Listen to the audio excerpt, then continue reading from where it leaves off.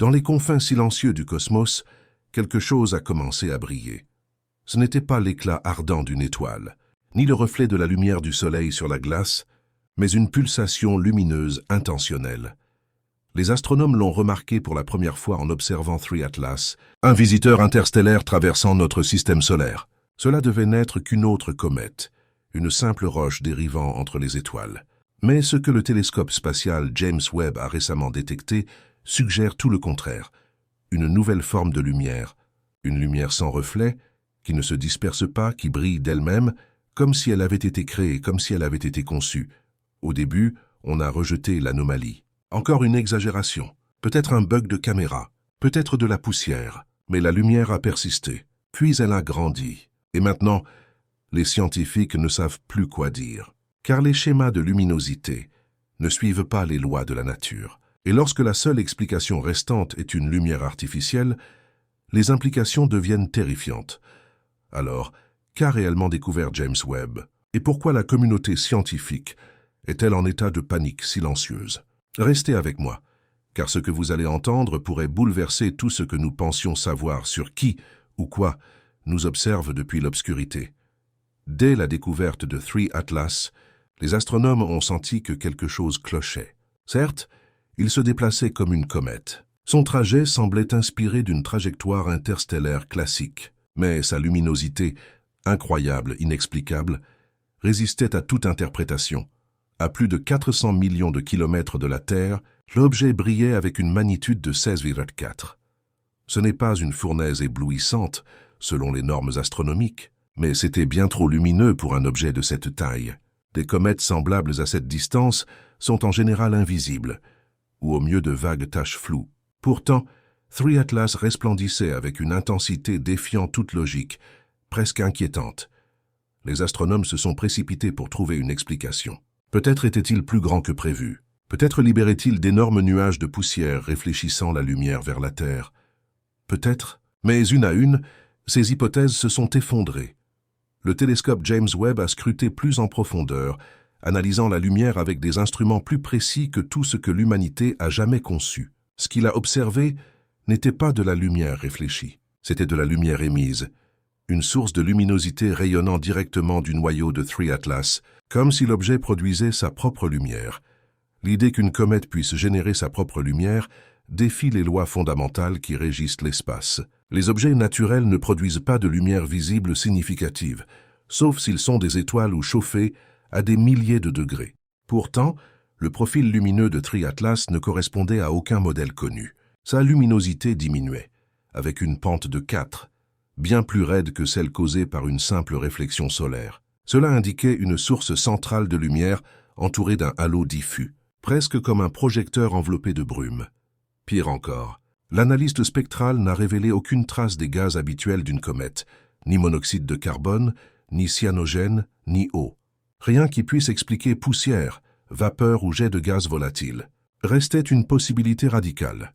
L'objet ne reflétait pas la lumière, il la créait, l'énergie nécessaire. Environ 10 gigawatts, l'équivalent de 10 centrales nucléaires réunies. Une valeur presque absurde.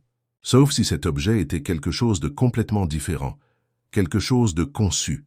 Certains ont suggéré un fragment nucléaire d'un cœur de supernova, encore incandescent. Mais même cette hypothèse ne correspondait ni à l'intensité observée, ni à la signature spectrale. La communauté scientifique a donc dû affronter une explication pour laquelle elle n'était pas préparée. Une origine artificielle. L'astrophysicien Avi Loeb de Harvard, connu pour avoir affirmé que le premier objet interstellaire découvert, Oumuamua, pourrait être une sonde extraterrestre, est revenu dans le débat. À l'époque, il avait été ridiculisé, mais il n'a jamais reculé. Aujourd'hui, avec 3 Atlas, il revient aux côtés du physicien Eric Ketto. Ensemble, ils ont modélisé la courbe lumineuse de l'objet et obtenu un résultat bien plus cohérent que toutes les explications classiques. Selon leur modèle, une source centrale d'énergie illumine une poussière d'origine artificielle, produisant un profil lumineux différent de tout corps naturel. Ils ont même estimé la température nécessaire de l'émetteur, au moins 1000 Kelvin. À cette température, une source lumineuse de seulement 100 mètres de large pourrait expliquer toutes les observations. Un émetteur compact, extrêmement brillant, étrangement proche de la taille de certains engins spatiaux humains. Alors, qu'est-ce que c'est? Un phare? Un noyau d'énergie? Ou quelque chose d'encore inconnu? Les implications sont vertigineuses, car si 3 Atlas n'est pas un objet naturel, alors nous ne sommes plus seuls dans le vide glacé des étoiles. Nous recevons une visite. Même si cela semble fou, cela a ouvert une hypothèse terrifiante. Et si 3 Atlas était déjà venu auparavant? Et si le double flash de 1979 n'était pas un test, mais une visite? Ou pire, une activation, un éclaireur, une sonde? Et si le présent n'était que le retour de quelque chose que nous n'étions pas censés nous rappeler? Les gouvernements, après tout, ont enterré l'affaire du flash de Vela pendant plus de 30 ans. Que cachent-ils maintenant? Enfin, les capteurs de température de Webb ont capté quelque chose d'inattendu. Non pas de la chaleur, mais une absence de chaleur. Une traînée de vide ultra-froid suivant 3 Atlas, plus sombre que l'espace lui-même. Cette traînée glaciale contredit tout ce que nous savons de la thermodynamique. Même les objets dans l'espace conservent une chaleur résiduelle due au rayonnement solaire. Mais 3 Atlas libère quelque chose qui consomme de l'énergie, provoquant un drainage du tissu environnant comme un voile noir traînant dans l'espace. Les astrophysiciens appellent cela un champ d'énergie négative, une notion spéculative utilisée dans les théories de dilatation temporelle et de propulsion par distorsion. La présence d'un tel champ impliquerait que 3 Atlas ne se déplace pas à travers l'espace, il plie l'espace autour de lui. Cela expliquerait ses accélérations impossibles, son absence de friction et sa traversée silencieuse. Cela expliquerait aussi pourquoi il peut briller tout en restant froid. La lumière ne vient pas de la chaleur, mais d'une énergie altérée. Et si l'objet plie l'espace pour voyager, nous n'avons aucune idée de son origine ni de sa destination. Pire encore, peut-être est-il déjà ici. Les expositions récentes de James Webb à longue portée ont révélé un autre fait troublant. De fines structures filamenteuses traînant derrière 3 Atlas, ressemblant aux traînées de condensation des avions à haute altitude. Mais dans le vide spatial, de telles traînées ne peuvent exister. Pas d'atmosphère pour créer de la vapeur, pas de changement de température pour geler des particules. Et pourtant, elles étaient là, des lignes d'énergie symétriques et superposées comme un treillis. Les scientifiques les ont surnommées « traînées fantômes ». Contrairement à tout phénomène de poussière cosmique observé jusque-là, elles n'étaient pas chaotiques. Elles formaient des angles et des arcs croisés, presque comme une grille de navigation, comme si l'objet cartographiait l'espace en temps réel. Certains physiciens ont proposé qu'il s'agissait d'échos quantiques, des distorsions résiduelles de champs gravitationnels altérés. D'autres ont théorisé qu'il s'agissait de signes d'un système de propulsion exotique, peut-être ionique, ou même au-delà, proche d'une inversion de champ. Mais l'idée la plus glaçante fut la plus radicale. Ces traînées n'étaient pas des résidus. Elles étaient intentionnelles, comme des miettes de pain, un signal ou pire, un chemin pour autre chose à suivre. Le point de bascule survint ensuite, une coupure, une fenêtre manquante dans les journaux de données de Webb. Pendant 47 minutes, les capteurs principaux du télescope cessèrent de transmettre toute donnée visuelle de l'observation de 3 Atlas. Pas de problème technique, pas d'interférence solaire, juste un vide. L'objet semblait avoir repris le contrôle du flux et modifié sa trajectoire de 0,17, un écart minime mais suffisant pour alerter la NASA et l'ESA. Les analyses croisées confirmèrent que la panne était uniforme sur plusieurs instruments. Des murmures circulèrent alors autour de l'effet observateur, une théorie quantique selon laquelle le simple fait d'observer un événement peut en changer l'issue.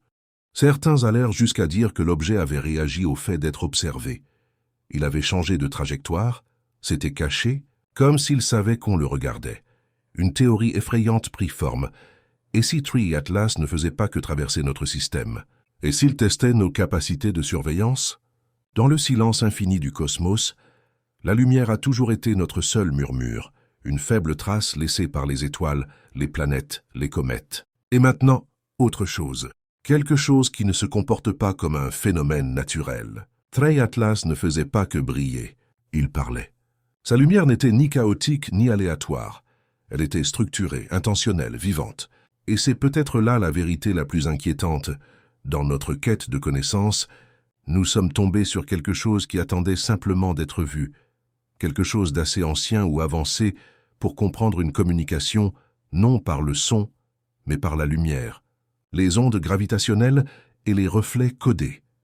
Peut-être que le véritable but de 3A Atlas n'était pas de passer inaperçu à travers notre système solaire. Peut-être voulait-il être observé, voulait-il tester nos progrès, notre curiosité, notre cécité. Et le télescope James Webb, l'œil le plus avancé jamais conçu par l'humanité, a peut-être fait exactement ce qu'il ne devait pas faire, regarder directement le signal. Nous n'avons pas seulement détecté des lumières, nous avons provoqué une réponse.